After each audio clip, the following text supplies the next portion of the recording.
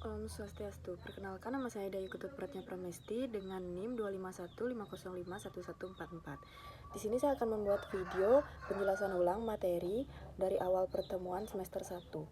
Di pertemuan pertama, kita belajar apa itu organisasi dan apa itu arsitektur komputer. Selanjutnya, kita belajar apa perbedaan organisasi dan arsitektur, bagian-bagian utama komputer, dan juga fungsi dan cara kerja komputer secara sederhana. Arsitektur itu konsep, organisasi itu implementasi. Arsitektur komputer itu apa yang terlihat oleh programmer, yaitu instruksi, register, dan cara pakai. Sedangkan organisasi komputer itu cara mesin di dalam komputer itu bekerja, seperti hardware, sinyal, dan jalur data. Selanjutnya ada komponen dasar komputer. Bagian input ada keyboard, mouse, dan kamera.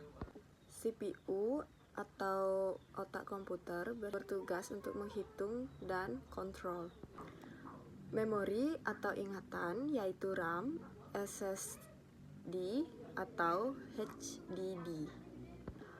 Di bagian output itu layar, speaker, dan juga printer. Selanjutnya ada struktur komputer. Ada 4 blok utama yaitu CPU, memori, input-output, dan jaringan penghubung atau bus. Jika manusia adalah komputer, CPU adalah otak, memori adalah ingatan, input dan output adalah panca indera, jalur penghubung atau bus adalah pembuluh darah. Selanjutnya itu ada fungsi utama komputer. Yang pertama itu adalah processing atau menghitung, storage atau penyimpanan, biasanya digunakan untuk menyimpan foto atau video.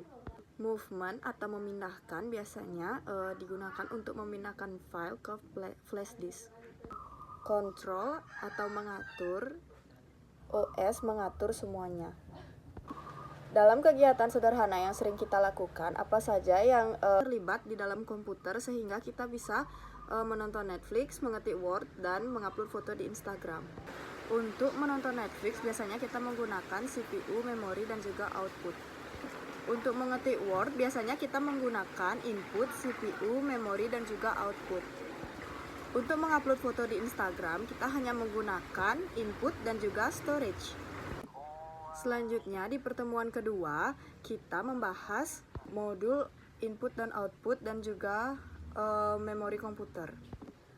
Yang pertama itu ada konsep dasar modul I/O. Modul I/O merupakan penghubung antara CPU ke perangkat eksternal. Begitu juga sebaliknya menghubungkan perangkat eksternal ke CPU. Fungsinya ada dua, yaitu menerima data dari CPU lalu dikirim ke perangkat, menerima data dari perangkat lalu dikirim ke CPU. Contohnya, flash disk mentransfer data. Definisi memori. Memori komputer merupakan perangkat menyimpan data, instruksi, dan informasi yang digunakan CPU.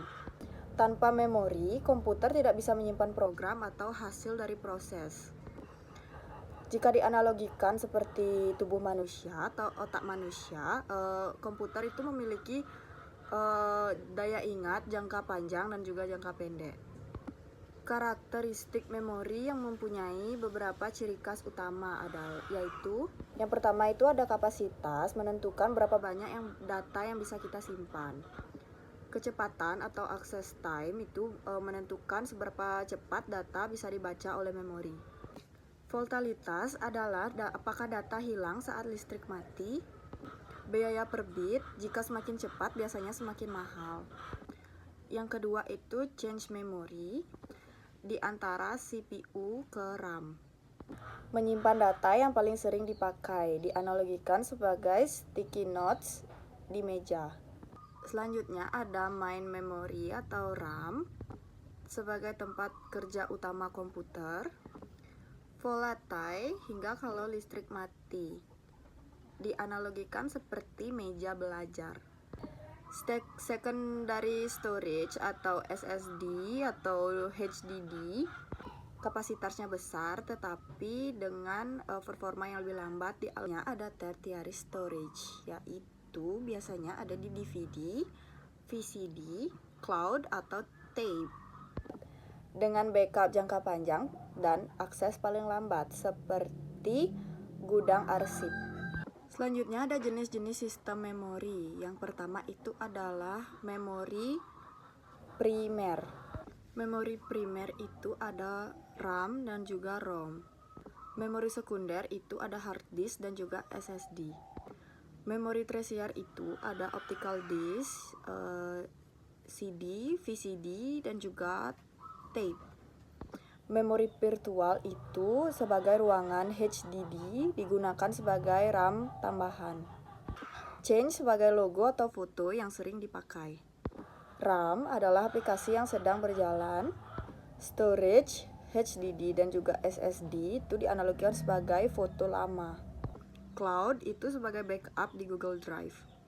Kesimpulan, modul I/O itu sebagai penghubung dari CPU ke perangkat eksternal. Memori adalah tempat simpan data dan juga instruksi. Karakteristik adalah kapasitas, kecepatan, voltisitas, dan juga biaya. Hierarki memori terus ada register, change, RAM, storage, dan juga cloud. Selanjutnya di pertemuan ketiga kita belajar perangkat keras dan perangkat lunak komputer, yaitu software dan juga hardware. Komputer itu bekerja dari kombinasi hardware dan juga software. Jika dianalogikan seperti tubuh manusia, hardware itu merupakan bagian tubuh manusia dan software itu merupakan pikiran manusia. Jadi jika dari salah satu itu tidak ada, jika hardware bekerja tanpa software, maka itu tidak akan bisa bekerja.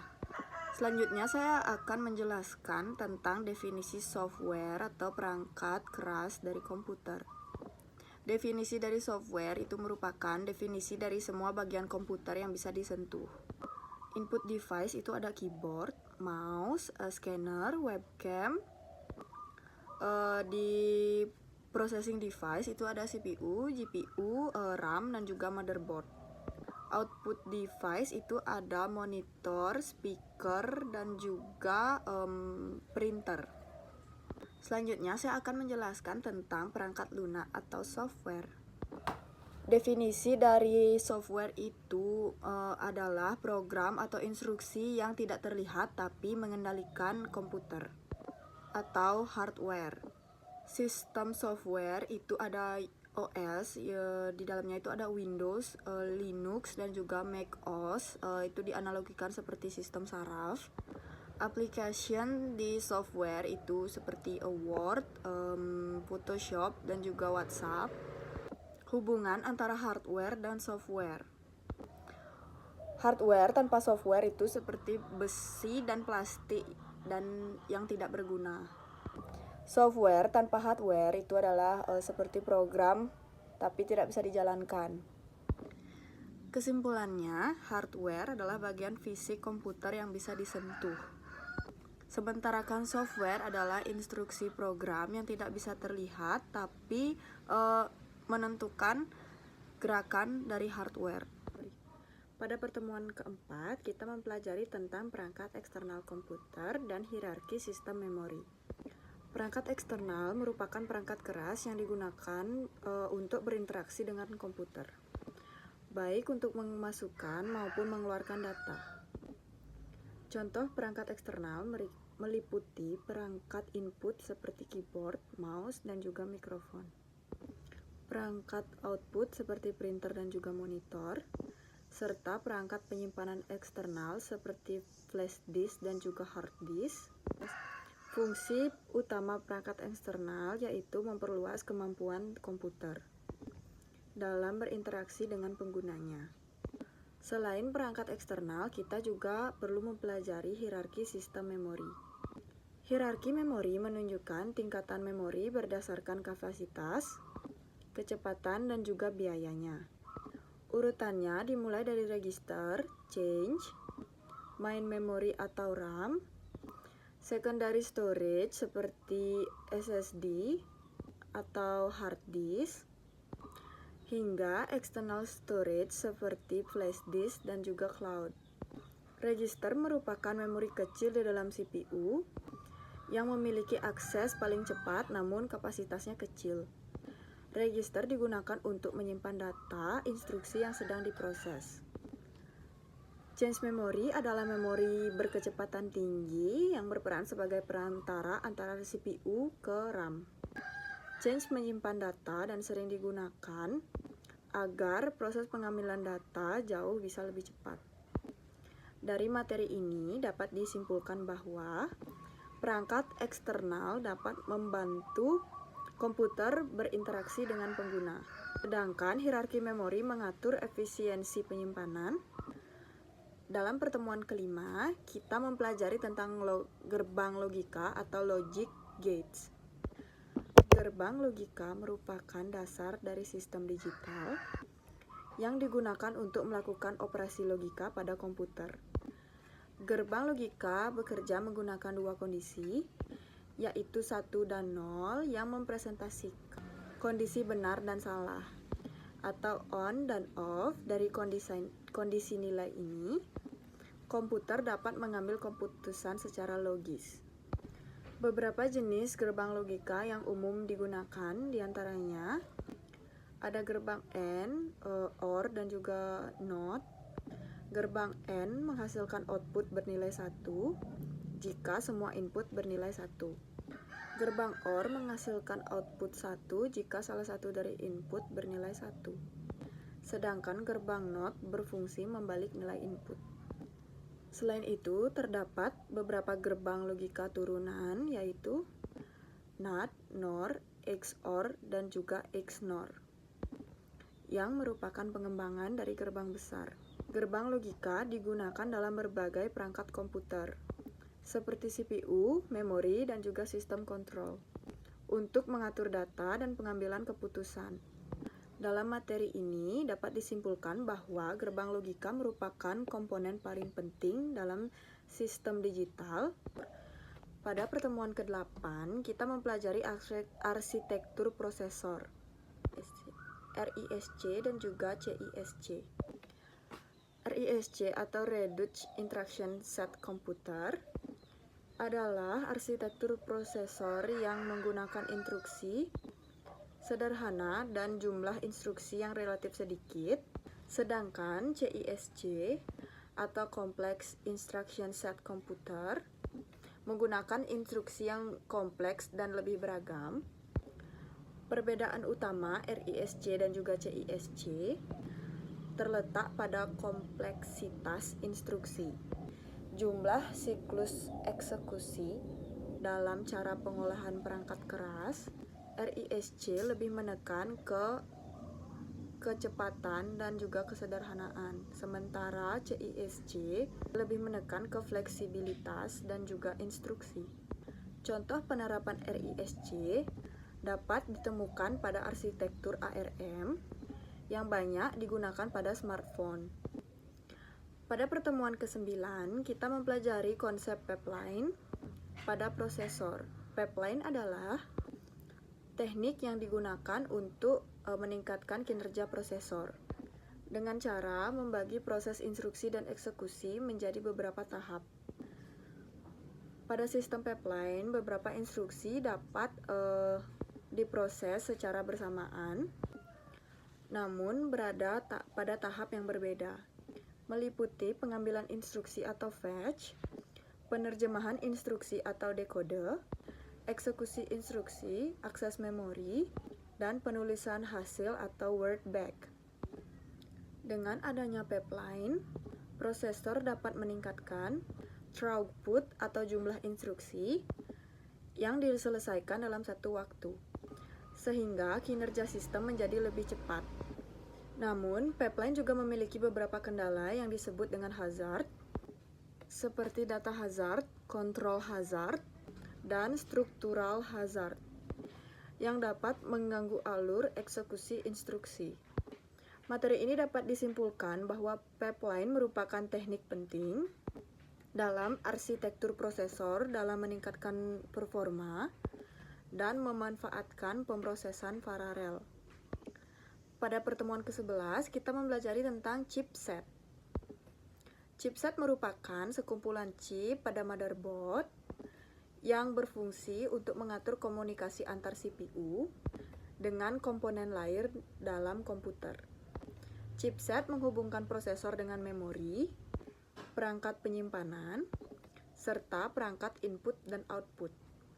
Dengan adanya chipset, aliran data antar komponen dapat berjalan dengan teratur. Secara umum, chipset dibagi menjadi dua bagian, yaitu North Braid dan juga South Braid. North Braid bertanggung jawab pada komunikasi berkecepatan tinggi seperti CPU, RAM, dan juga GPU. Sedangkan South Braid menangani perangkat dengan kecepatan lebih rendah seperti USB, hard disk, dan juga audio. Pada sistem komputer modern, sebagian fungsi chipset sudah terintegrasi langsung ke dalam prosesor, sehingga meningkatkan efisiensi performa sistem. Contoh penggunaan chipset dapat ditemukan pada motherboard komputer atau smartphone yang mengatur seluruh kerja komponen secara terkoordinasi. Dapat disimpulkan dari materi ini, chipset memiliki peran yang penting sebagai pengatur lalu lintas antar prosesor dan juga perangkat keras lainnya. Pada pertemuan terakhir, kita mempelajari tentang multiprosesor. Multiprosesor adalah sistem komputer yang menggunakan lebih dari satu prosesor atau inti prosesor untuk menjalankan proses secara bersamaan. Tujuan utama menggunakan multiprosesor adalah meningkatkan kinerja dan efisiensi sistem. Dengan adanya lebih dari satu prosesor, beberapa tugas dapat dikerjakan secara paralel hingga waktu eksekusi menjadi lebih cepat. Multiprosesor banyak digunakan di beberapa komputer modern seperti CPU, multicore pada laptop, server, maupun smartphone. Sistem ini sangat cocok untuk menjalankan aplikasi berat seperti pengolahan data, server, atau multitasking. Dalam sistem multiprosesor, diperlukan sistem koordinasi dan komunikasi antar prosesor agar pembagian tugas berjalan dengan baik dan tidak terjadi konflik data. Dari materi ini dapat disimpulkan bahwa multiprosesor memungkinkan komputer untuk bekerja lebih cepat dan lebih efisien dengan memanfaatkan pemrosesan paralel. Baik, sekian dari saya. Mungkin hanya itu penjelasan saya. Mohon maaf jika ada kekurangan kata atau kesalahan yang saya perbuat. Akhir kata saya tutup dengan terima kasih.